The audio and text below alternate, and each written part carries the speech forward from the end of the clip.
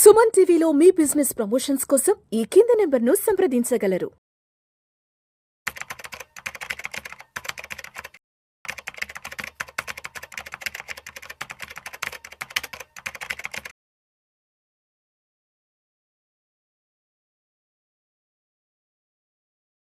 Welcome to Vishnu talks. నేను మీ విష్ణు. ప్రస్తుతం నాతో పాటు certified financial planner Tumma Balaraj గారు ఉన్నారు. వారితో మాట్లాడదాం. సార్, తుమ్మా బాలరాజ్ గారు నమస్తే సార్. నమస్తే అండి. చాలామంది పేరెంట్స్ ఏం చేస్తున్నారంటే, అరే బాబు నీకు జాబ్ వచ్చేసింది కదా, సో జాబ్ వచ్చిన ఫస్ట్ 1 to 2 ఇయర్స్లోనే వెంటనే లోన్ పెట్టేసేసి ఒక 50 లక్షలు ₹1 కోటి లోన్ పెట్టేసేసి ఫస్ట్ ఇల్లు కొనేసేసి, బంధువులు ఇదే చెప్తారు, ఊరెళ్ళని ఇదే చెప్తారు, బాబు నీకు మంచి సాఫ్ట్వేర్ జాబ్ వచ్చింది కదా, వెంటనే నువ్వు ఇల్లు తీసేసుకో. ఒక్క విషయం కనుక మనము అవాయిడ్ చేయగలిగితే, సొసైటల్ ప్రెషర్, సొసైటీ ఏమనుకుంటుంది, సొసైటీ ఏమనుకున్నా నాకు పర్వాలేదు, నాకు నచ్చినట్టుగా నేను ఉంటాను, నా డెసిషన్స్ నాకు బెనిఫిట్ అయ్యేలాగా నేను తీసుకుంటాను అనుకొని ఈ ఒక్కటి కనుక మనం ఆలోచించగలిగితే our life will be very very very happy. Societal ప్రెషర్కి ఎప్పుడైతే మనము గురి అవుతామో, when we surrender to the society pressure, then it is the beginning of financial ruin, right? ఉదాహరణకి యంగర్ ఏజ్లో ఇల్లు తీసుకుంటున్నారు, వాళ్ళ ఆర్థిక స్తోమత ఎంత అయితే ఉందో దాన్ని బట్టి ఇల్లు తీసుకుంటారు. మేబీ ఒక 800 SFTO, 700 SFTO, 1000 SFTO తీసుకుంటారు, డబుల్ బెడ్రూమ్ వస్తుంది, రైట్? ఒక 5 years తర్వాత, 7 years తర్వాత, 10 years తర్వాత వాళ్ళు ఆర్థికంగా బెటర్ అవుతారు. అప్పుడు ఈ ఇల్లు చిన్నగా అవుతుంది. అరే నాకు గెస్ట్ బెడ్రూమ్ లేదే, గెస్ట్లు వస్తే ఎక్కడ పడుకుంటారు అనే ఒక కొత్త ఆలోచన మొదలవుతుంది. మరి ఇల్లు తీసుకునేటప్పుడు, ఫస్ట్ తీసుకునేటప్పుడు గుర్తు లేదా గెస్ట్లు వస్తారని చెప్పేసి? సో ఏం చేస్తారు? సో ఈ ఇల్లు అలాగే ఉంటుంది, దీనికి ఈఎంఐ కడుతూ ఇంకొక ఇల్లు తీసుకుంటారు. సో ఇలా ఏమైపోతుందంటే ఒక మనిషి లైఫ్ టైంలో ఒక 2-3 హౌజెస్ దే విల్ హ్యావ్. ఎందుకంటే అక్కడ ఇమోషనల్ అటాచ్మెంట్ ఉంటుంది ఫస్ట్ హౌస్. రైట్. అంటే ఈ పియర్ ప్రెషర్ అనేది ఎలా ఉంటుందంటే, ఇప్పుడు నేనైనా ఊరు వెళ్ళినప్పుడు చాలామంది అడుగుతుంటారు, మీరుండే ఏరియాలో 1 కోటి 2 కోట్లు పెట్టి మంచి ఫ్లాట్ కొనుక్కోవచ్చు కదా విష్ణు. కరెక్ట్. ఇంకొంతమంది బంధువులు వస్తారు, సరదాగా ఏదో వీకెండ్ వస్తారు, రే చాలా బాగుంది మీ ఫ్లాట్, ఎంత ఉండొచ్చు అంటే ఏదో 1 కోటి 2 కోట్లు చెప్తారు, నువ్వు తీసేసుకోవచ్చు కదా అంటారు. అంటే 1 కోటి 2 కోట్లు విష్ణు దగ్గర ఉండాలి కదా. అంటే మీరు వచ్చి ఒక నెంబర్ చెప్పేస్తే ఆ నెంబర్తో నేను ఇల్లు కొనేసుకోవాలా అంటే నాకు అర్థం కాదు. 1 కోటి 2 కోట్లు పెట్టి వీడు కొనగలడా అంటే ఆ నెంబర్ కూడా వాళ్ళే చెప్పేస్తుంటే అనిపిస్తుంది, అనవసరంగా పిలిచాము వీళ్ళ ఇంటికి అనిపిస్తుంది. అడ్వైజ్ ఇవ్వడానికి ఖర్చు అవ్వదు కదండి, ఫ్రీగా అడ్వైజ్ ఇవ్వచ్చు కదా. మాటలే ఉంది, ఉచితంగా చెప్పొచ్చు. సో పియర్ ప్రెషర్లో మనం ఎప్పుడైతే ఇల్లు కొంటామో ఈఎంఐ ఎవరు కట్టాలి? ఈఎంఐ ఎవరు కడతారు? మనం కట్టాలి. సలహా ఇచ్చిన వాళ్ళు, అడ్వైజ్ ఇచ్చిన వాళ్ళు వచ్చి ఈఎంఐలు కడతారా? 1 కోటి 2 కోట్లు పెట్టి ఇల్లు కట్టాలంటే నెలకి ₹1,00,000 ఈఎంఐ కట్టాలి కదా. ₹1,00,000 తక్కువ ఉండదు కదా. అవును. మరి ఈఎంఐ ఎవరు కడతారు? మనమే కట్టుకోవాలి. సో ఈ విషయం మనం దృష్టిలో పెట్టుకుంటే మిస్టేక్ చేయకుండా ఉంటాం. ముఖ్యంగా సాఫ్ట్వేర్ ఎంప్లాయీస్ అనుకోండి, వాళ్ళు ఉద్యోగరీత్యా తరచూ మారుతూ ఉంటారు, ఒక ప్రాంతం నుంచి ఇంకో ప్రాంతానికి మారుతూ ఉంటారు, రైట్? మరి అలాంటి వాళ్ళు ఇల్లు కొనుక్కోవచ్చా? ఒక ప్రాంతంలో ఒక 4-5 సంవత్సరాలు ఉంటారు, ఇంకో ప్రాంతంలో ఇంకో 4-5 సంవత్సరాలు ఉంటారు, మరి ఎక్కడ ఇల్లు తీసుకోవాలి? ఇది చాలామంది వెళ్ళిన చోటల్లో మనం ఇల్లు తీసుకోలేం కదా. అవునవును. చాలామంది ఇప్పుడు హైదరాబాద్లో ఉంటారు ఒక 3-4 years, నెక్స్ట్ పూణేకో లేదంటే బెంగళూరుకో చెన్నైకో వెళ్తారు. మరి ఏంటి వాళ్ళ సిచ్యువేషన్ ఏంటి? ఊర్లో జనాలేమో మనం ఏ ఊర్లో ఉంటే ఆ ఊర్లో 2-3 కోట్లు పెట్టి ఇల్లు కొనుక్కోమని చెప్తూ ఉంటారు, రైట్? అయితే జనరల్గా ఏంటంటే తరచూ మారుతూ ఉంటారు కదా, వాళ్ళు ఇల్లు తీసుకోకూడదు. యాక్చువల్లీ మనం ఎప్పుడైతే 20-25 సంవత్సరాలు ఒకే ప్రాంతంలో ఉంటామని ఖచ్చితంగా తెలిస్తేనే ఇల్లు తీసుకోవాలి. అప్పుడే మనం ఆ ఇంటి యొక్క కంప్లీట్ వాల్యూని డిరైవ్ చేసుకోగలుగుతాం, దాన్ని పూర్తిగా కూడా ఆస్వాదించగలుగుతాం ఫస్ట్. సో తరచూ మారుతూ ఉంటే అది చాలా ఇబ్బందికరంగా ఉంటుంది. ఇప్పుడు నేను చెప్పే విషయాలు చాలామందికి అర్థం కాకపోవచ్చు, విరుద్ధంగా మాట్లాడుతున్నారు అని కూడా అనుకోవచ్చు, but this is the fact. అయితే ఇల్లు తీసుకోవడంలో తప్పేముందండి? మనం ఉండకపోతే రెంట్కి ఇవ్వచ్చు కదా, రెంటల్ ఇన్కమ్ వస్తుంది కదా. రెంటల్ ఇన్కమ్ ఖచ్చితంగా వస్తుంది. ఉదాహరణకి ఒక ₹1 కోటి రెసిడెన్షియల్ ఫ్లాట్ ఉందనుకోండి, ఎంత రెంట్ వస్తుంది? నెలకు 20,000 నుంచి 25,000 వస్తుంది. జనరల్గా రెసిడెన్షియల్ రెంటల్ ఈల్డ్ 2.5 నుంచి 3% వరకు మాత్రమే వర్కౌట్ అవుతుంది. మీరు అన్నట్టు 20 నుంచి 25,000 వరకు మాత్రమే రెంట్ వస్తుంది. ఆ రెంట్ మనకు సంవత్సరం మొత్తం వస్తుందా? అందులోంచి మనం 1-2 నెలలు వేవ్ ఆఫ్ చేసుకోవాలి. ఎందుకంటే టెనెంట్ కంప్లీట్గా ఆక్యుపై చేయకపోవచ్చు, మధ్యలో కొన్ని మంత్స్ మనకు ఖాళీ కూడా ఉండొచ్చు అనమాట. సో ఇలాంటి టైంలో మనకు రెంటల్ ఈల్డ్ 2-2.5-3% వరకే మనకు వర్కౌట్ అవుతుంది. మనం లోన్ త్రూ ఇల్లు తీసుకున్నాం కదా, లోన్ పర్సంటేజ్ ఎంత ఉంటుంది? దాదాపు ఇప్పుడు 9% ఉంది. 8 to 9%.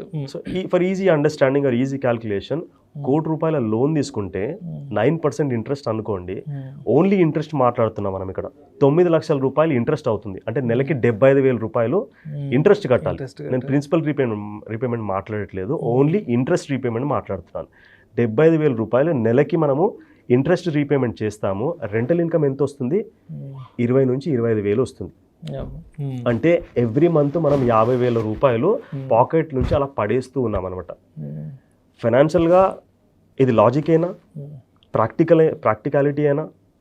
అంటే ఇక్కడ ఇంటి గురించి మాట్లాడితే ఇంకోటి ఉంటుంది రాజు గారు, మనకంటూ ఒక ఇల్లు ఉంటే తిన్నా తినకపోయినా అడిగే వాళ్ళు ఉండరు. మనకంటూ ఒక ఇల్లు ఉంటే మన ఇంట్లో మనం పడి ఉంటాం కదా అన్న ఈ పర్సెప్షన్ కూడా మంచిదే తీసుకోవాలి. ఆ పర్సెప్షన్ ఏంటంటే, ఇప్పుడు ఈఎంఐ కట్టలేని పరిస్థితి వచ్చిందనుకోండి, బ్యాంకు వాళ్ళు వచ్చి జప్తు చేసినప్పుడు పరువు ఎవరిది పోతుంది? మనది పోతుంది. సలహా ఇచ్చిన వారిది కాదు. లాస్ట్ ఈఎంఐ వరకు మనది కాదు ఇల్లు, మనది కాదు. మనం లాస్ట్ ఈఎంఐ కట్టనంత వరకు ఆ ఇల్లు మనది కాదు, బ్యాంకు ప్రాపర్టీలో మనం ఉంటున్నాం అంతే. రైట్. సో అట్లీస్ట్ 20-25 ఇయర్స్ మనం ఆ ఇంట్లో ఉంటామని ఖచ్చితంగా క్లారిటీ ఉంటేనే తీసుకోవాలి. ఇల్లు తీసుకోకూడదు, కానీ ఇల్లు తీసుకోవాలనే ఉద్దేశాన్ని మాత్రం మనం వదిలిపెట్టకూడదు. ఇల్లు తీసుకుంటే ఈఎంఐ ఎట్లాగో కడతాం కదా, ఆ ఈఎంఐని మనం ఇన్వెస్ట్మెంట్ చేసుకోవాలి. ఆ ఇన్వెస్ట్మెంట్ చేసుకొని అమౌంట్ అక్యూములేట్ అయిన తర్వాత మనకి ఎప్పుడైతే ఆ పరిస్థితి వస్తుందో, 20-25 సంవత్సరాలు మనం ఖచ్చితంగా ఆ ప్రాంతంలో సెటిల్ అవుతామనే క్లారిటీ వస్తుందో అప్పుడు తీసుకోవాలి.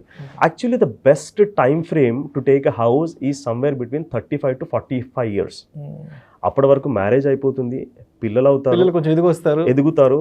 ఆ పిల్లలు కూడా ఒక స్టేజ్కి వస్తారు, 5th class 7th class 8th class వరకు వస్తారు, or maybe 3rd 4th class. So మనకు కూడా ఒక అవగాహన ఉంటుంది, మెచ్యూరిటీ లెవెల్స్ పెరుగుతాయి, పిల్లల్ని ఎక్కడ సెటిల్ చేయాలి, ఎలాంటి ఎన్వైరన్మెంట్ వాళ్ళకి ప్రొవైడ్ చేయాలి, ఇవంతా క్లారిటీ వస్తుందన్నమాట. సో 35 to 45 ఇయర్స్ మధ్యలో ఇల్లు తీసుకుంటే మన స్థాయి ప్రకారము, మన స్టాండర్డ్ ప్రకారము, మనం సొసైటీలో ఏ స్టాండింగ్ అయితే ఉందో దాని ప్రకారం మనం ఇల్లు తీసుకోవడానికి వీలవుతుంది. యంగర్ ఏజ్లో డెట్ ట్రాప్లో మనం వెళ్ళామనుకోండి, జాబ్ నచ్చకపోయినా ఈఎంఐ గుర్తుకొస్తుంది కాబట్టి మనం ఖచ్చితంగా అదే జాబ్ కంటిన్యూ చేయాల్సిన అవసరం ఉంటుంది. So house, if you are staying in that particular place for at least 20-25 years, అప్పుడే ఇల్లు తీసుకోవాలి. లేదంటే మనం ఆ ఈఎంఐ అమౌంట్ ఏమైతే ఉందో దాన్ని రెగ్యులర్గా ఇన్వెస్ట్మెంట్ చేసుకుంటూ ఆ సందర్భం ఎప్పుడైతే వస్తుందో, ఆ సిచ్యువేషన్ ఎప్పుడైతే వస్తుందో అప్పుడు ఇల్లు తీసుకోవాల్సిన అవసరం ఉంటుంది. సరే, ఇల్లు తర్వాత and what about the retirement planning? సరే, ఇల్లు అయితే తీసేసుకున్నాము, హ్యాపీగా మన ఇంట్లో మనం ఉంటున్నాం, నెక్స్ట్ రైట్. సో హౌస్ తర్వాత next important thing in the second stage is the retirement planning. ఉదాహరణకి పేరెంట్స్ని మనం అడగమనుకోండి, మీకు పిల్లల మైల్ స్టోన్ ప్లానింగ్ అంటే వాళ్ళ కెరియర్, వాళ్ళ మ్యారేజ్ ప్లానింగ్ ఇంపార్టెంటా, మీకు రిటైర్మెంట్ ప్లానింగ్ ఇంపార్టెంట్ అంటే మనకు ఆన్సర్ ఏమొస్తుంది? రిటైర్మెంట్ అదేదో చాలా దూరం ఉందండి, ఎప్పుడో కదా, ఇప్పుడు ఎందుకు? పిల్లలు చాలా బాగా ఉండాలి, మంచిగా అభివృద్ధి చెందాలి, వాళ్ళ భవిష్యత్తు బాగా ఉండాలి, మంచిగా సెటిల్ అవ్వాలి, అబ్రాడ్ వెళ్ళాలి, సో పిల్లలే మా సర్వస్వం అని అనుకుంటారు. రైట్. సరే, పిల్లలే మన సర్వస్వం, నో డౌట్ అబౌట్ ఇట్. పిల్లలు చూసుకుంటారా మనం రిటైర్మెంట్ అయిన తర్వాత? గ్యారంటీ లేదు.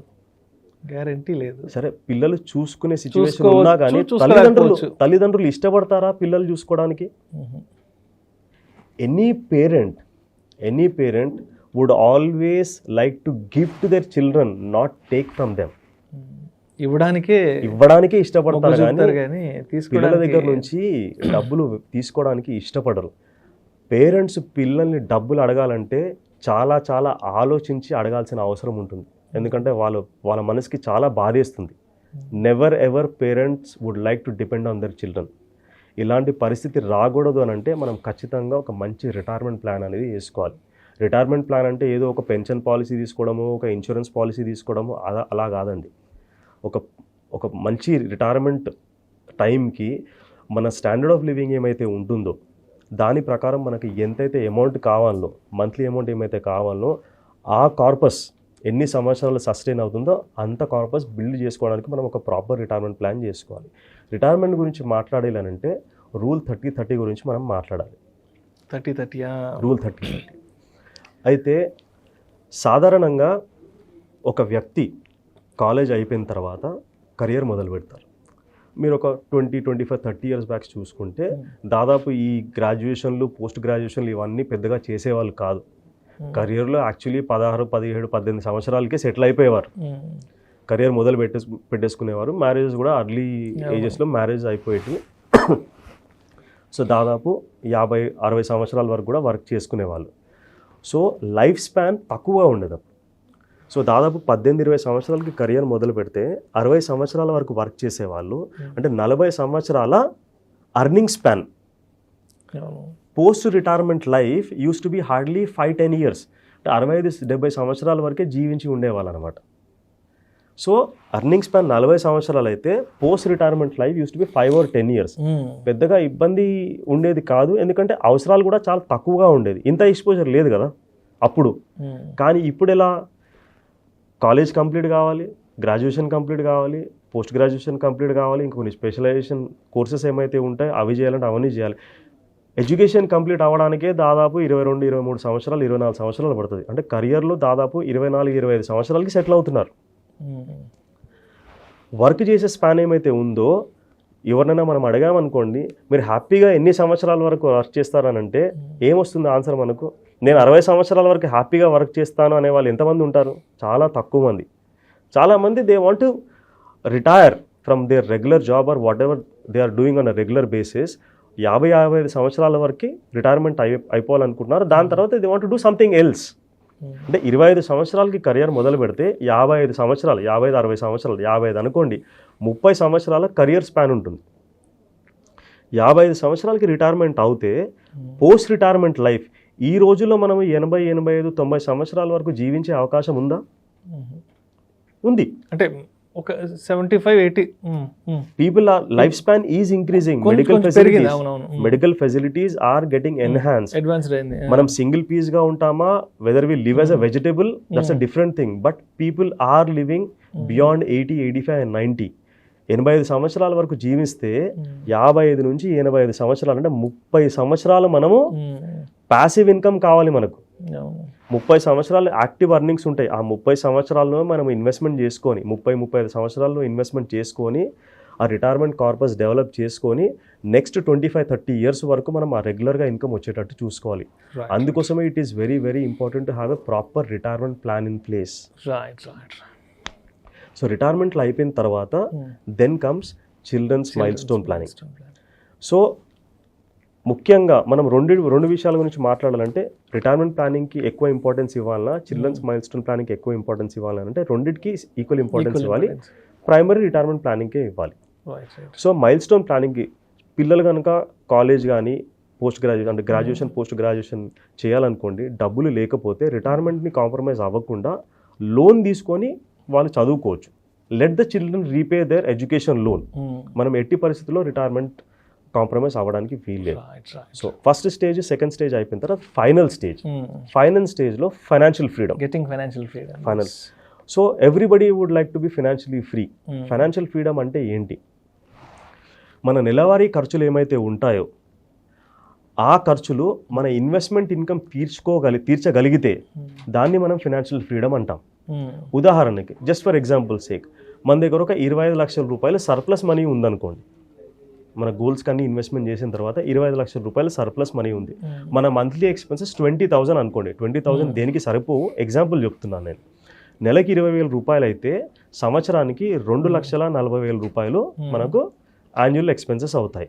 ఈ 25 లక్షల రూపాయలు కనుక మనం 10% వచ్చేటట్టు ఇన్వెస్ట్మెంట్ చేసామనుకోండి, అది మనకు దాదాపు 2,50,000 రూపాయలు ఇన్కమ్ క్రియేట్ చేస్తుంది. రైట్? ఈ 2,50,000 రూపాయలు ఇన్కమ్ ఏమైతే క్రియేట్ చేస్తుందో నెలకి ఎంత అవుతుంది? 21,000 వస్తుంది. అంటే ఆ ఇన్వెస్ట్మెంట్ ద్వారా వచ్చే ఇన్కమ్ ఏమైతే ఉందో అది మన మంత్లీ ఎక్స్పెన్సెస్ని తీర్చుకోగలుగుతుంది. What does it mean? Actually we don't have the pressure to earn money. ఎందుకంటే మన అవసరాలు ఏమైతే ఉన్నాయో మన ఇన్వెస్ట్మెంట్ ఇన్కమ్ తీరుస్తుంది అనమాట. సో చాలా వరకు మెనీ ఆఫ్ ద చాలామంది పాపులేషన్ ఎవరైతే ఉంటారో if they plan well 7 to 8 yearsలో ఆర్ మేబీ 8 to 10 yearsలో they can be financially free. ఒక ₹1,00,000 మనం ఇన్వెస్ట్మెంట్ చేసామనుకోండి నెలకి, గోల్స్కి కాకుండా సపరేట్గా నెలకి ₹1,00,000 ఇన్వెస్ట్మెంట్ చేస్తే అది 12% కనుక రిటర్న్ జనరేట్ చేసింది అనుకోండి, మనం ఒక 7 to 8 yearsలో ఎవ్రీ మంత్ ఆ 1 lakh మనం ఎర్న్ చేసుకోనికి వీలు అవుతుంది. మనకు కూడా ఒక సైజబుల్ కార్పస్ జమ అవుతుంది. ఆ కార్పస్ కూడా దాదాపు ఒక నెలకి ₹1,00,000 మనకు ఎవ్రీ మంత్ ఇన్కమ్ రిటర్న్ చేసే విధంగా ప్లాన్ చేసుకోవచ్చు. సో మనం చూస్తే first stage, second stage and final stage, 3 stages of financial planning. Thank you sir, thank you so much Tumma Balaraj గారు. థ్యాంక్ యూ అండి. ఫైనాన్షియల్ ప్లానింగ్కి సంబంధించి ఒక కంప్లీట్ గైడ్, ఒక వికీపీడియాలో ఉన్నంత కంటెంట్ని ఇవాళ మనకి ఆడియన్స్కి ఒక ఈ వీడియో ద్వారా అందించారు. అండ్ ఇన్ని సంవత్సరాలుగా అందరూ మీ ఆర్టికల్స్ని చదివారు ఇవాళ నుంచి, అండ్ ఈ వీడియోస్ ద్వారా వాళ్ళు మిమ్మల్ని చూడబోతున్నారు అండ్ మీ మాటలు వినబోతున్నారు sir. Thank you so much sir. I'm looking forward for it. Thank you sir. Thank you.